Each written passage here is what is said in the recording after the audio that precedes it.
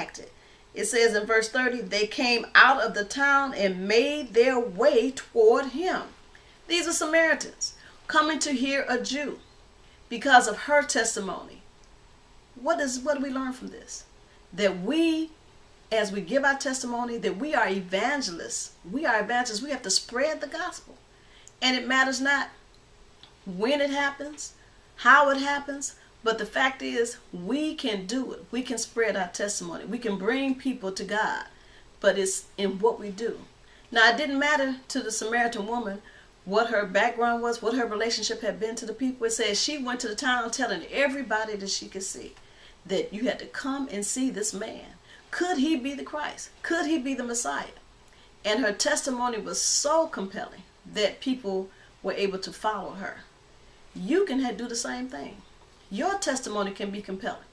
Compelling enough to help a person to change from doing things that have not in their best interest to doing things that are in their best interest. In other words, we can make an impact on people. And all we have to do is to act for God. So when we look at the Samaritan woman, the things that she was able to do, the influence that she was able to have on her people, we can learn from that. Now, what does it mean for us, sisters? What can we do? We each have been called by God. You say, well, I haven't been called, sister. Yes, we each have been called by God. We each have certain gifts. We have the opportunity to share these gifts with other people. We just have to recognize what these gifts are. So, as we look at this story this week, I challenge you, what have you done in terms of testimony? Because God has done something for you. God has touched you in some way. God has enlightened you in some way. Have you shared your testimony lately? Have you reached out to someone who may not know the goodness of the Lord? Have you said, you know what? Come out to my church. I want you to understand what God can do for you. You can be better than you are. Not to say that you're not good now, but you can even be better. You can be better. You can be greater. You can be your best self.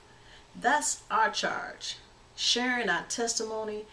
And when you share your testimony, that spirit, you will move somebody to do the same thing. So that's one thing. Think about, have we shared our testimony? And then think about those gifts that God has given us. Why do we have them? Now, the Samaritan woman probably thought she didn't have any gifts. She was just going to the well to get water. But she left an evangelist. That gift was within her all the time. But she had to acknowledge it and then use it. You have a gift. Now, I can't tell you what your gift is. You can discover it. So this week, think about, what is my gift? Maybe it's, I thought I could just sing, but my gift may be more than that. My gift might be working with children, working with teenagers, working with the elderly. It might be just doing things in the church, sharing the good news. But whatever your gift is, try to discover that gift. Write it down.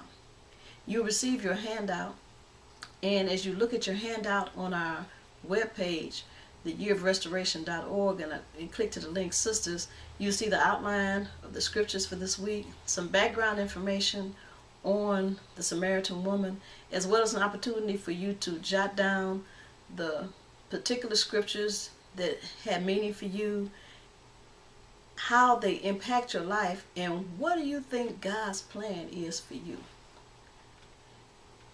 I appreciate you taking a few moments out. Next week, we will Skype our lesson, and we're going to continue on this discussion of being spirit-filled. Thank you for joining, and have a blessed day.